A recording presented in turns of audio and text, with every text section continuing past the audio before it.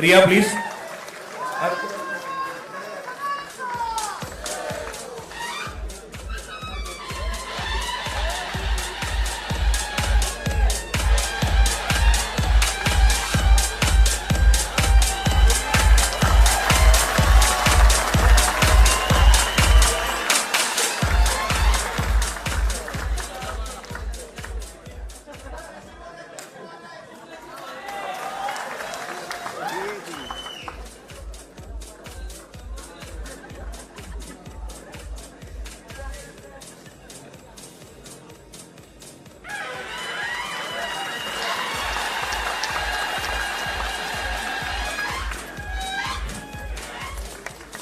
त्यानंतर धन्यवाद रिया, धन्यवाद हर्षवर्धन, थँक्यू.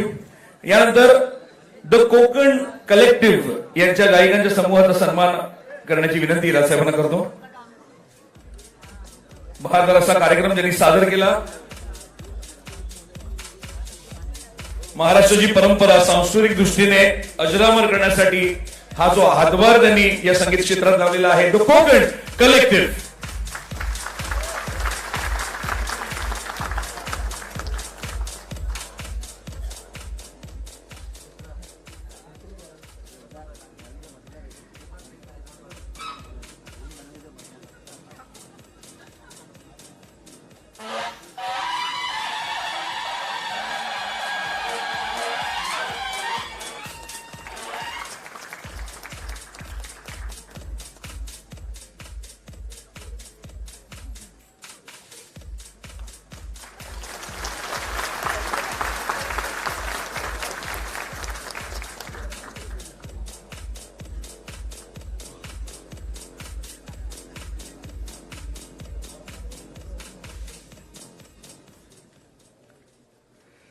धन्यवाद कोकण कलेक्टिव्ह. आणि आता व्यासपीठावरील मान्यवरांना एक विनंती आहे की सदस्य नोंदणी अभियानाची एक एव्ही आपण पाहणार आहोत, ती आपण कृपया पाहावी. आणि त्यानंतर अमित साहेब हा सदस्य नोंदणीचा पहिला फॉर्म भरणार आहे. एव्ही प्लीज.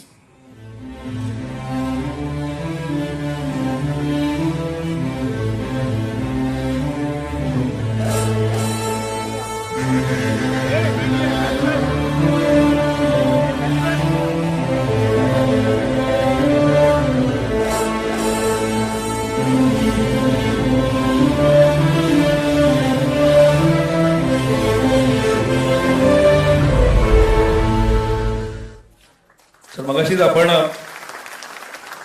अमित साहेबांनी काय सांगितलेलं ऐकलं की आजच ही घोषणा झालेली आहे. हा अभिमान आणि हा अभियान दोन्हीही आता उच्च स्तरावर न्यायचे. पहिला फॉर्म अमित साहेब इथे भरणार आहेत. आता विनंती करतो की आपण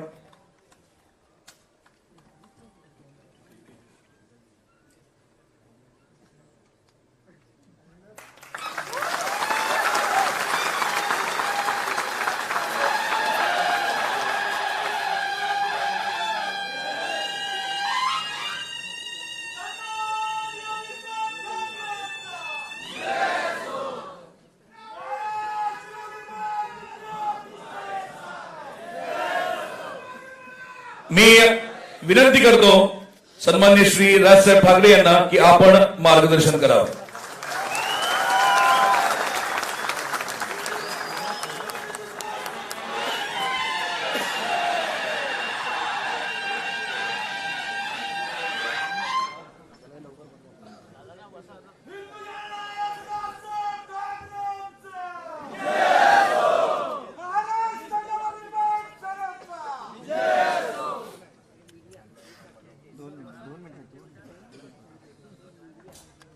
इथे जमलेल्या विद्यार्थ्यांनो आणि कधी काळी विद्यार्थी असलेल्यांनो,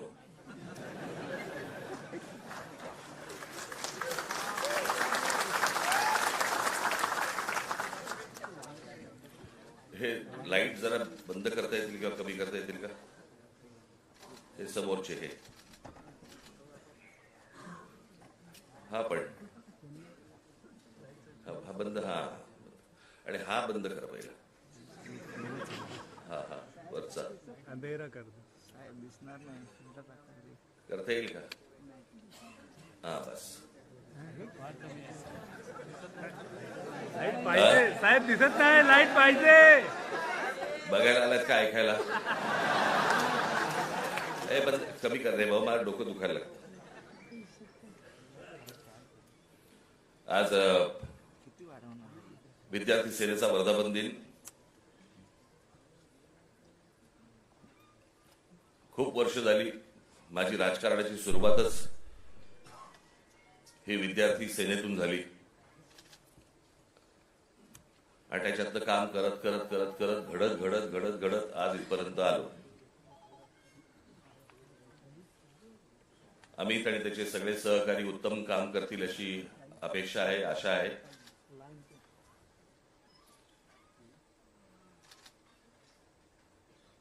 आणि या सदस्य नोंदणीला देखील एक भरघोस प्रतिसाद मिळेल अशी मी अपेक्षा करतो.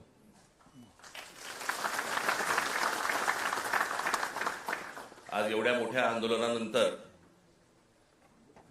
आज इतक्या लगेच विद्यार्थ्यांच्या आंदोलनानंतर लगेच इतक्या लवकर विद्यार्थी सेनेचा वर्धापन दिन आलाय.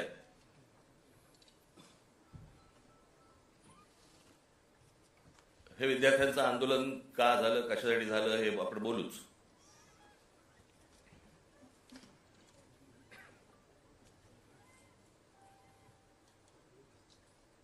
परंतु मी ज्या वेळेला कामाला सुरुवात केली त्यावेळेला काळ वेगळा होता, विषय वेगळे होते. आत्ताचे विषय वेगळे आहेत. त्यावेळेचा तरुण वेगळा होता, आत्ताचा तरुण वेगळा आहे. तेव्हाचे विद्यार्थी वेगळे होते, आत्ताचे विद्यार्थी वेगळे आहेत.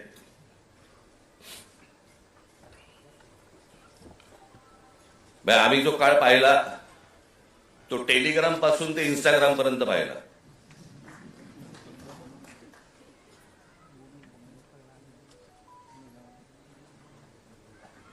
आणि आताच्या ह्या सगळ्या काय ठीक आहे जेनझी म्हणजे 97 पासून जे जन्माला आले ते 2011 पर्यंतचे, बरोबर ना? 12 तेच ते.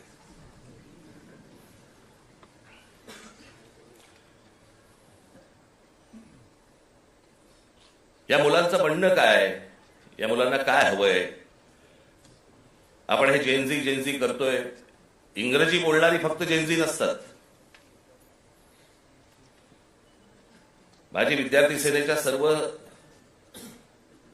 सहकार्यांना माझी विनंती आहे, जेनझी 97 नंतर जन्माला आलेले 2011 पर्यंत 12 पर्यंतची मुलं ही महाराष्ट्राच्या ग्रामीण भागात पण आहेत.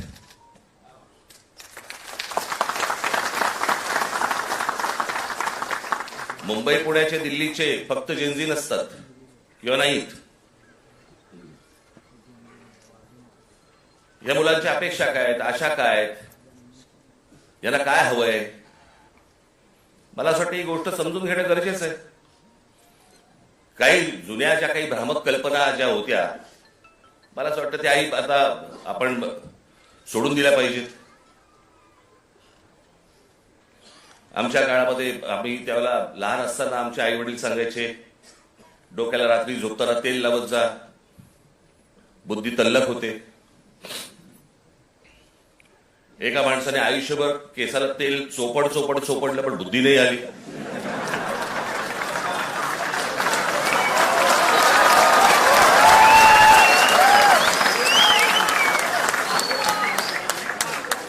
प्रत्येक केस स्वतंत्र उमेदवारासारखा उभा असतो.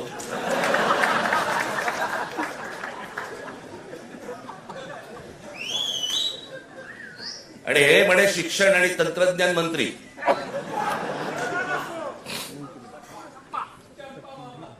काय बोलतोय आपण, काय चाललंय, जग कुठे चाललंय, आपण काय बोलतो? आपण शिक्षण आणि तंत्रज्ञान त्याचा महाराष्ट्राचा मंत्री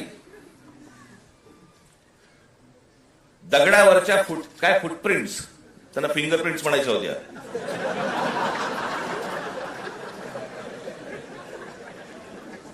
ते म्हणे आता लिंक आधारशी करणार. कसं?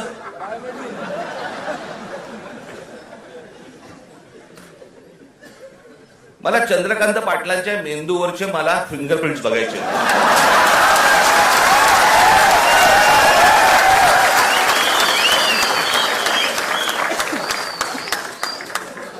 कोल्हापूरकरांनी ज्ञान मिळावं म्हणून या माणसाला कोल्हापूरवरनं पुण्यात पाठवलं, जिकडे बाबा शिक्षणाचं बाहेरघर आहे. तिथेही काही नाही झालं. तिथेही काही नाही झालं. आता असे शिक्षण मंत्री म्हटल्यानंतर जेनजींचा पारा सणकणार की नाही सणकणार, चढणार की नाही चढणार, की ही अशी माणसं आमच्या नशिबी आणून तुम्ही ठेवली आहे. आत्ताच मी एक पंतप्रधानांचं आत्ता आलेलं काहीतरी एक निवेदन आत्ता मी पाहून आलो.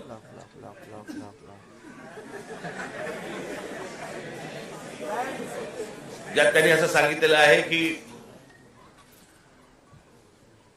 ज्या प्रकारचे व्हिडिओज आणि ज्या प्रकारची भाषा वापरली गेली ती अयोग्य आहे. मला मान्य आहे.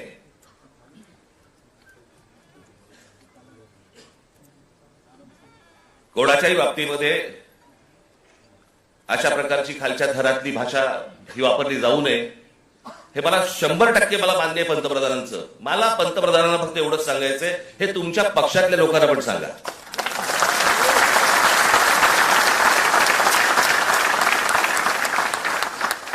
महात्मा गांधींपासून, जवाहरलाल नेहरूंपासून, इंदिरा गांधींपासून आतापर्यंत सगळ्यांपर्यंत आमच्यापर्यंत ज्या प्रकारची तुमची ट्रोलची जी काही टीम प्रत्येक राज्यांमध्ये जी बसवलेली आहेत, लोक बसवलेली आहेत, ते कोणत्या भाषेमध्ये आणि कोणत्या गोष्टी करत असतात मी पाहत नाही. मला ज्या गोष्टी कानावरती येतात, आज अनेक कलाकार आहेत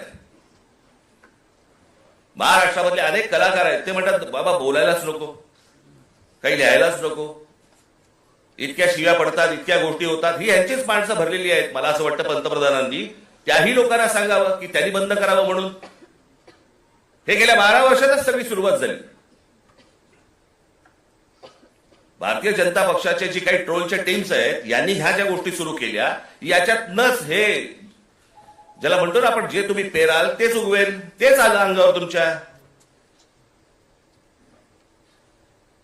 त्याच्या पंतप्रधानांनी सांगितलं की मला शिव्या दिल्या, माझ्या आईबद्दल बोलले. चुकीचंच आहे, हे मनापासून सांगतो मी, हे चुकीचंच आहे. पण माझी पंतप्रधानांना विनंती आहे, दुसऱ्यांनाही आया असतात.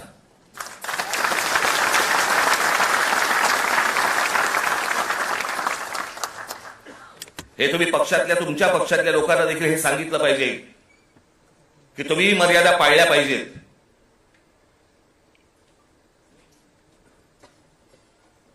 आज पंतप्रधान सांगतात की मी त्या मुलांना सगळ्यांना माफ केलं, पण इतकी वर्ष, 12 वर्ष तुमच्या लोकांनी जे काही केलंय त्याची माफी कोण मागणार?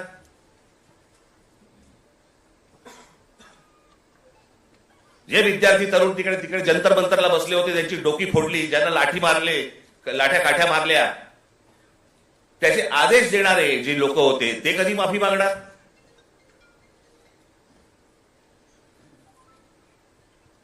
आणि मला असं वाटतं की हे मूळ हे काय झालंय, नीटची परीक्षा हे कारण आहेच,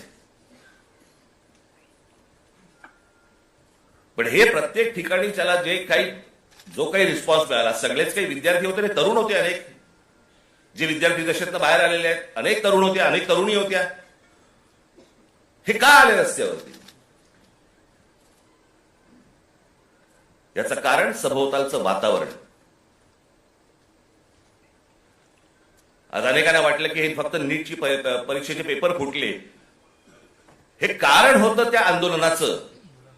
पण त्या आंदोलनाने जे रौद्र स्वरूप धारण केलं त्याचं कारण हे आजूबाजूचं इतक्या वर्षांचं साचलेलं जे काही आहे ना, मला फुटपाथवर चालता येत नाही, माझ्याकडे पाणी तुंबलेलं असतं, आमच्याकडे बागा नाहीत, माझ्या लहान मुलांना खेळायला व्हायला मैदानं नाहीत, बाहेर कुठे घेऊन जायला जागा नाही, शिक्षण झालंय, नोकऱ्या मिळत नाहीयेत, सगळ्या कंपन्या खासगी लोकांना दिल्या जात आहेत, एकाच उद्योगपतीवरती मेहरबानी सुरू आहे, त्यालाच सगळी जंगलं दिली जात आहेत, त्यालाच सगळ्या जागा दिल्या जात आहेत.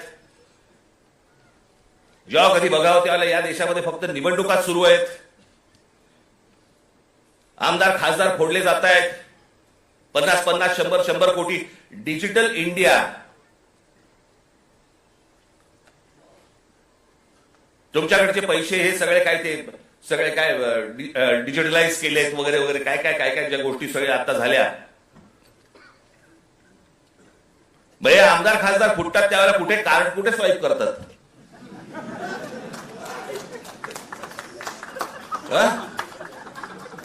उलटा उलटा कार्ड स्वाईप.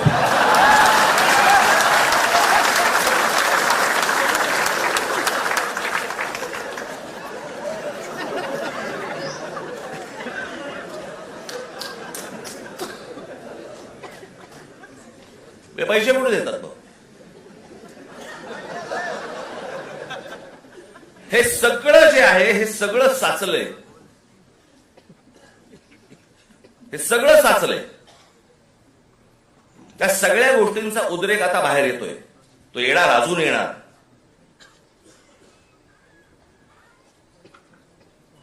हा विषय कोणाला तरी सत्तेवरनं खाली खेचणं आणि कोणाला तरी सत्तेवरती आणणं हा एवढ्या पुरता मामूली विषय नाही आहे. हा देशाचा विषय आहे.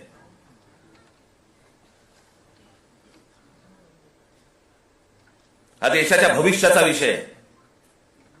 देशातल्या विद्यार्थ्यांच्या तरुणांचा भविष्यातला विषय हा. काय होणार आहे त्यांचं. आज माझ्या महाराष्ट्रातल्या ग्रामीण भागामध्ये, देशातल्या आज ग्रामीण भागामधला तिकडचा तरुण, तिकडच्या तरुणी काय करत असतील दिवसभर, काय विचार करत असतील. तो तिकडचा तरुण ज्याला विचार करत असेल की बाबा माझ्या बाजूच्या घरामध्ये एखाद्या शेतकऱ्यांनी माझ्या वडिलांचे मित्र होते, त्यांनी आत्महत्या केली. त्यांच्या अंत्यविधीसाठी तो मुलगा जाणार, विचार काय करणार. हे माझ्या वडिलांच्या मनामध्ये येऊ नये. मग याच्यासाठी मी काय केलं पाहिजे. मग मी शहरात गेलं पाहिजे. मग शहरात गेल्यावरती काय होणार माझं. मला कुठून नोकरी मिळणार, मला कुठून शिक्षण मिळणार, माझं पुढे काय होणार.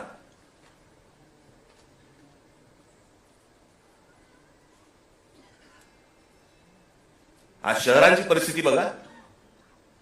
या सरकारने येऊन सांगितलं होतं आम्ही स्मार्ट सिटी करणार. कुठे आहेत त्या स्मार्ट सिटीज. आमच्याकडे रस्ते, पूल, जे काय ब्रिजेस जे काय बांधले जात आहेत, आपण त्याला विकास म्हणतोय. आपली शहरं ही राहण्यायोग्य आहेत का, इथपासून सगळी सुरुवात आहे ना. जर शहरातल्या लोकांना राहायला जर समजा त्रास होत असेल तर महाराष्ट्रातल्या, देशातल्या ग्रामीण भागामधून जी लोक शहरामध्ये येत आहेत कुठे राहणार आहेत, काय होणार आहे या शहरांचं.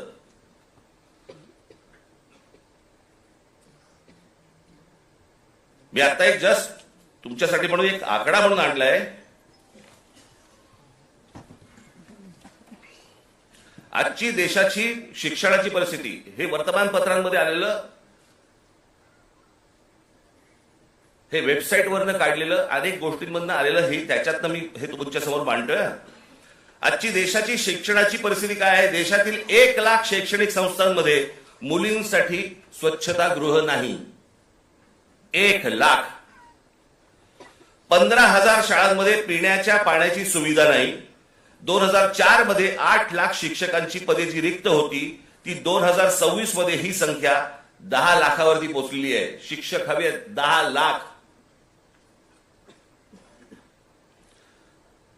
23 ला जॉईंट एंट्रन्स एक्झाम परीक्षार्थ्यांसाठी फक्त 1,00,000 जागा उपलब्ध आहेत. 2014 मध्ये 3,00,000 विद्यार्थी परदेशात शिक्षणासाठी गेले होते. 2014 ला 3,00,000.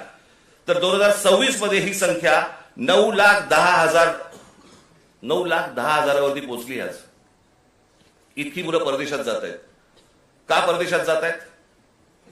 मी 2014 साली मी एक डॉक्युमेंटरी केली होती, छोटीशी एक फिल्म केली होती 16 मिनिटाची. आपण जरूर बघा, युट्यूबवरती आहे.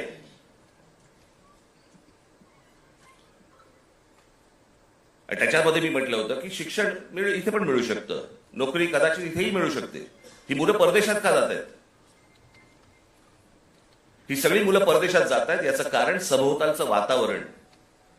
मी माझ्या घरातनं बाहेर पडल्यावरती मला आनंद मिळाला पाहिजे की मी काय शहरामध्ये राहतोय, काय सुंदर रस्ते आहेत, काय चांगले फुटपाथ आहेत, काय चांगल्या बागा आहेत, काय चांगली मैदान आहेत, स्पोर्ट्स कॉम्प्लेक्स आहे. मला प्रत्येक गोष्टीला वाव आहे. मग आमच्याकडे ही गोष्ट का नाहीये. आज कित्येक चित्रकार, कित्येक खेळाडू आज आमच्या ग्रामीण भागामध्ये आहेत, वावच नाही. काय करायचं पुढे माहिती नाही, कोणाला भेटायचं कल्पना नाही. हे जे सगळं साचलंय ना, हे साचलेलं सगळं बाहेर येतंय. नीटचे पेपर फुटण्याचा राग आहेच, पण हे जे बाकीचं जे साचून ठेवलेलं आहे ना, त्याचं काय करणार आहात?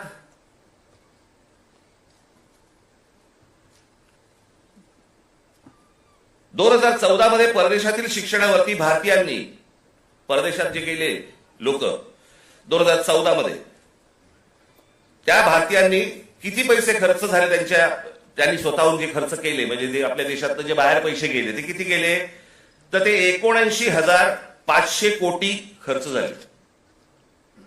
79,500 कोटी. आज हा खर्च वाढून, आज 2026 मधली गोष्ट बोलतोय, किती वरती गेलाय, तर तो 5,85,000 कोटीवरती गेलाय. म्हणजे 5,85,000 कोटी हे आपल्या देशातनं आपली मुलं बाहेर शिक्षणासाठी गेले, त्यांच्या आई वडिलांनी जो खर्च केलाय तो 5,85,000 कोटी आपल्याकडनं परदेशात गेलेले आहेत.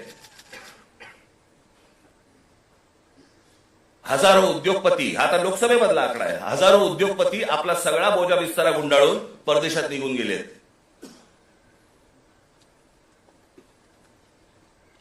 अहो एवढं कशाला? ज्यांनी मोदींवरती चित्रपट काढला होता, नरेंद्र मोदींवरती चित्रपट, आणि ज्याच्यामध्ये नरेंद्र मोदींची ज्यांनी भूमिका केली होती तो विवेक ओबेरॉय, तो दुबईमध्ये राहायला गेला.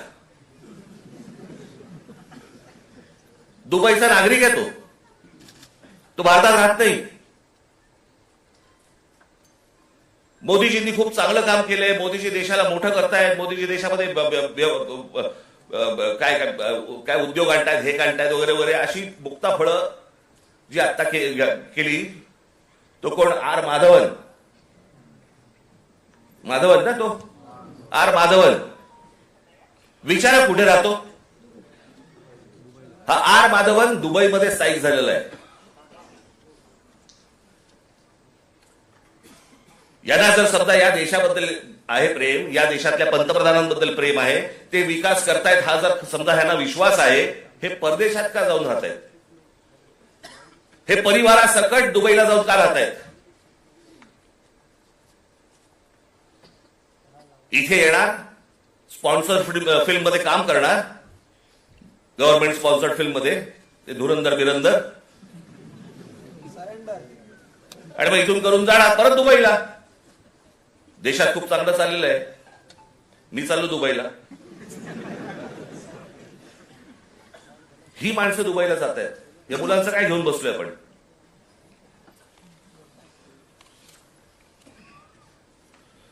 दोन 2004 मध्ये काँग्रेस सरकार ज्या वेळेला होतं त्यावेळेला शिक्षणावरती खर्च किती होता? 3.2%. आज 2026 मध्ये तो किती आहे? 2.8%. म्हणजे शिक्षणावरती जेवढा खर्च व्हायला पाहिजे, अमेरिकेमध्ये जाऊन बघा, युरोपमध्ये जाऊन बघा, शिक्षणावरती काय प्रकारचा खर्च करतायत. आज त्या मुलांना, त्या विद्यार्थ्यांना, त्या मुलांना त्यांची स्वप्न, त्यांना काय म्हणायचंय, त्यांना काय सांगायचंय, त्या प्रत्येक गोष्टींसाठी, प्रत्येक स्वप्नांसाठी त्यांच्याकडे वाटा आहेत. आज पंतप्रधान सांगतायत, त्यांच्या निवेदनामध्ये बोललेत की ही विद्यार्थी हे सगळे जे आहेत हे चुकीच्या रस्त्यावरती भरकटलेले आहेत. चुकीच्या रस्त्यावरती. मी एक ओशोंचं एक वाक्य ऐकलं, मी वाचलं होतं ज्यावेळेला, मी त्यातलं एक वाक्य होतं ओशोंचं, फार छान वाक्य होतं. आणि त्याच्यामध्ये असं म्हणाले ते कि कौन कहता है कि इस देश का युवक गलत रास्ते पे भटक रहा है?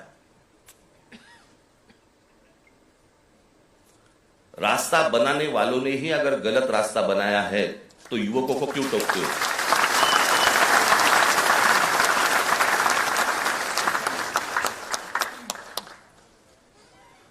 ते चुकीच्या रस्त्यावरती नाही आहेत. त्यांच्या आशा, अपेक्षा, महत्वाकांक्षा या सगळ्या मारल्या जात आहेत.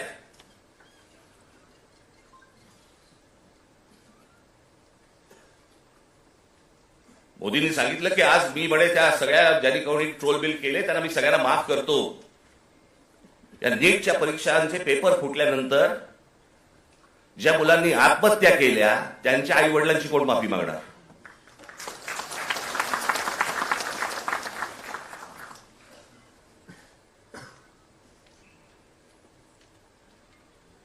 हा देश नीट समजून घेतला पाहिजे.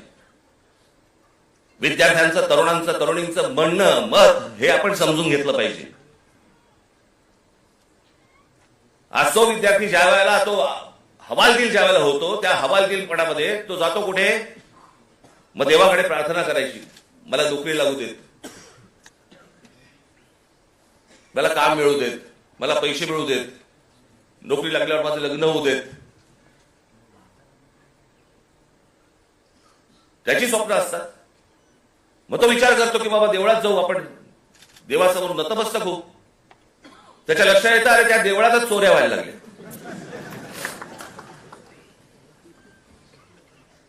देवळात चोऱ्या. राम मंदिरासारखं इतकं भावनिक दृष्ट्या महत्वाचं असलेलं एक राम मंदिर उभं राहतं आणि त्या राम मंदिरामध्ये 1400 कोटी, आता नुसता जस्ट आकडा आलेला आहे, 1400 कोटी रुपयांची चोरी होते.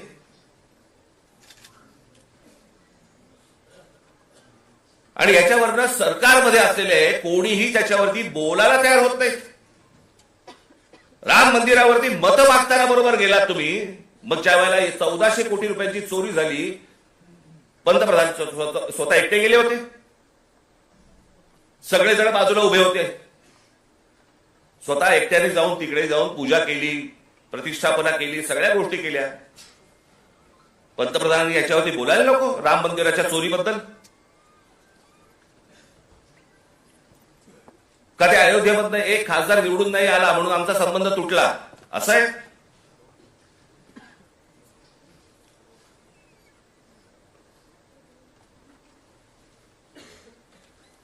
आज तो हवालदिल झालेला जो तरुण आहे तो या सगळ्या मंदिरांचा रस्ते पकडतोय. धर्मांध बनवू नका त्या तरुणाला. शिक्षणाच्या वाटेवरती लावा. नुसतं जय श्रीराम बोलून होणार काही नाहीये. आज अनेक गोरक्षक गाड्या पकडतायत, गायी पकडतायत, सगळ्या पकडतायत. आणि हेच आमचेच पंतप्रधान ऑस्ट्रेलियामध्ये जाऊन सांगतायत की बीफ एक्सपोर्टमध्ये भारत हा 1 नंबरचा देश आहे. बीफ एक्सपोर्टमध्ये ते कापल्याशिवाय होणार आहे का एक्सपोर्टमध्ये आपण 1 नंबरचे? मग त्या गोरक्षकांचं काय करायचं? आपण करतोय काय? देश चाललाय कुठे? देश काय विचार करतोय? काय कशाचा कशाला ताळमेळ नाही. बस दिसली जमीन की दे अदानीला, दिसलं जंगल की दे अदानीला. आम्ही काही ह्या सगळ्या गोष्टींची काय फक्त टीका करण्यासाठी हा विषय नाही आहे. मला असं वाटतं ही गोष्ट परिस्थिती समजून घेणं गरजेचं आहे की या देशामध्ये काय सुरू आहे, काय घडतंय. मी आज अजून एक गोष्ट तुमच्या समोर आणणार आहे. माझे पत्रकार बांधव इथे आलेले असतील. तुम्ही विचार करा, आपण जातो, श्रद्धेने जातो, मंदिरात जातो, आपण काही दानपेटीमध्ये टाकतो, ज्याच्यावरती या देशाच्या सगळ्या मंदिरांमध्ये लाखो कोटी रुपये जमा होतात. काय होतात त्याचं, काय होतं काय नाही माहित नाही. त्याचे ट्रस्ट असतात, त्याचे ट्रस्टी असतात, सगळे मग त्याच्यातनं आपल्याला कळतं चोऱ्या होत आहेत. आता हे प्रकरण घ्या. पत्र आहे प्रति माननीय श्री एकनाथ शिंदे साहेब, उपमुख्यमंत्री महाराष्ट्र राज्य. विषय सिद्धिविनायक मंदिर न्यास मधील दानपेटीची चोरीबाबत वरिष्ठ पातळीवरती चौकशी करण्याबाबत. जिथे आपण श्रद्धेने जातो, जिथे दानपेटीमध्ये आपल्याकडे भाविक जातात आणि पैसे टाकतात,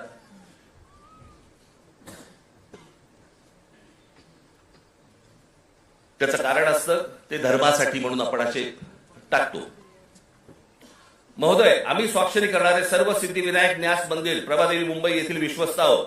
साहेब, आपण विश्वासाने आमची संबंधित ट्रस्टवरती सदस्य म्हणून नियुक्ती केली असून आपल्या विश्वासाला पात्र राहण्याचा आम्ही प्रामाणिकपणे प्रयत्न करत आहोत. भाषा पण बघा. मंदिर आहे का कंपनी येतेच कळत नाही मला. त्यामुळे मंदिरात गेल्या 1.5 वर्षाच्या कालावधीत विविध उपाययोजना राबविताना मंदिराची मिळकत 35% जादा वाढविण्यात आम्ही काही प्रमाणात यशस्वी झालो आहोत. मिळकत तुम्ही कसे यशस्वी झाला असो. महोदय, विश्वस्तांच्या सतर्कतेमुळे मंदिरातल्या दानपेटीतून पैसे चोरणारे कर्मचारी पकडले गेलेले आहेत. हे कर्मचारी पकडण्यापूर्वी दर बुधवारी मंदिरातल्या दानपेटीतील रकमेची मोजदाद ही 50 लाख रुपयाच्या आत होती. मात्र हे कर्मचारी पकडल्यानंतर गेले 3 आठवड्याची दानपेटी रक्कम ही 1.5 कोटी रुपयांच्या घरात पोहोचली आहे. याचाच अर्थ यापूर्वी दर आठवड्याला दानपेटीतील जमा होणाऱ्या काही रकमेतील काही रक्कम ही लंपास होत होती. त्यामुळे दरवर्षी सुमारे 18 कोटी रुपयांचे मंदिराचे नुकसान होत होते. याचे धागेदोरे वरिष्ठ पातळीवर आहेत असा आमचा ठाम संशय आहे. साहेब, या प्रकरणाची आपण गंभीर दखल घेऊन शासकीय पातळीवरती संबंधित प्रशासनातील वरिष्ठ अधिकाऱ्यांची चौकशी लावावी अशी आमची आपणास विनंती आहे. विश्वस्त मंडळ सिद्धिविनायक गणपती मंदिर न्यास, प्रभादेवी मुंबई. हे सगळ्यांनी सह्या केल्या आहेत. राहुल लोंढे, भास्कर शेट्टी, महेश मुदलिया, जितेंद्र राऊत, मीना कांबळी, मनीषा तुपे, गोपाळ दळवी, सुदर्शन सांगळे हे त्यांचं पत्र आहे.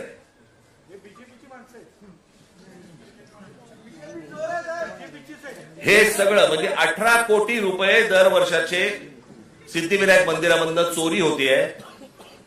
आपण भाबडेपणाने भाविकपणे आपण तिकडे जातोय, दानपेटीमध्ये आपण टाकतोय. हे असल्या चोऱ्या होत आहेत. ही माणसं सगळी मंदिरं लुटतायत.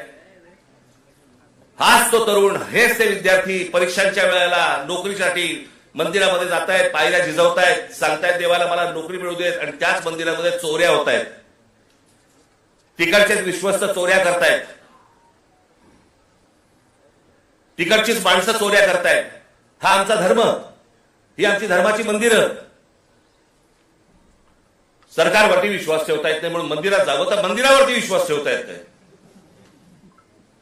ही जर समजा देशाची परिस्थिती असेल, होईल काय? रस्त्यावरतीच उद्रेक होईल.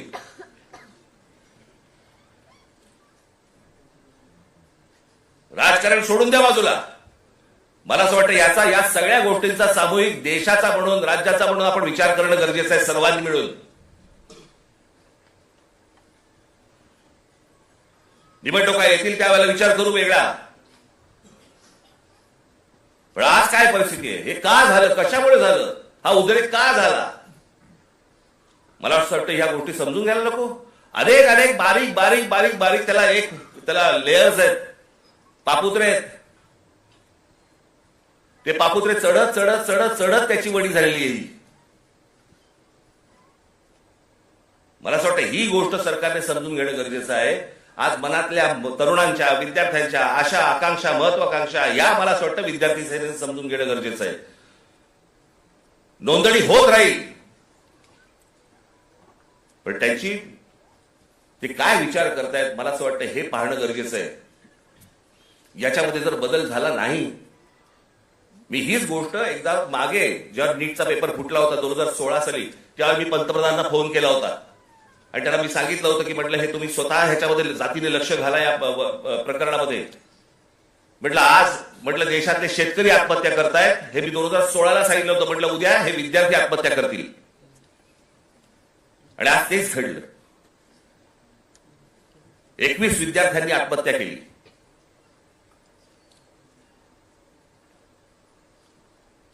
सदस्य नोंदणी ही तर कराच, पण मला असं वाटतं या शिक्षण क्षेत्रामध्ये आमूलाग्र बदल होणं गरजेचं आहे. त्याच्यासाठी विचारवंतांची गरज आहे. जे विचारवंत या देशामध्ये आहेत त्यांना बोलवणं गरजेचं आहे. त्यांची आणि या मुलांची सांगड घालून देणं गरजेचं आहे. यांची स्वप्न आणि त्या स्वप्नांना कसा आकार देता येईल याच्यासाठी म्हणून जे तज्ञ या देशामधले आहेत त्यांना बोलवणं गरजेचं आहे. त्या मुलांना समजून घेणं गरजेचं आहे. मला असं वाटतं एवढीच अपेक्षा माझी आज या दिवशी मी व्यक्त करतोय. आज या विद्यार्थी सेनेच्या मुलांनी, सर्वात तरुणींनी या महाराष्ट्रातल्या विद्यार्थ्यांची अपेक्षा, आशा, आकांक्षा या समजून घ्याव्यात आणि त्याला आकार देण्याचा मला असं वाटतं जास्तीत जास्त प्रयत्न करावा. भविष्यातल्या तुमच्या सगळ्या वाटचालीसाठी माझ्याकडनं मनपूर्वक तुम्हाला सर्वांना शुभेच्छा देतो आणि आपणा सर्वांची विनोदा घेतो. धन्यवाद. जय हिंद, जय महाराष्ट्र.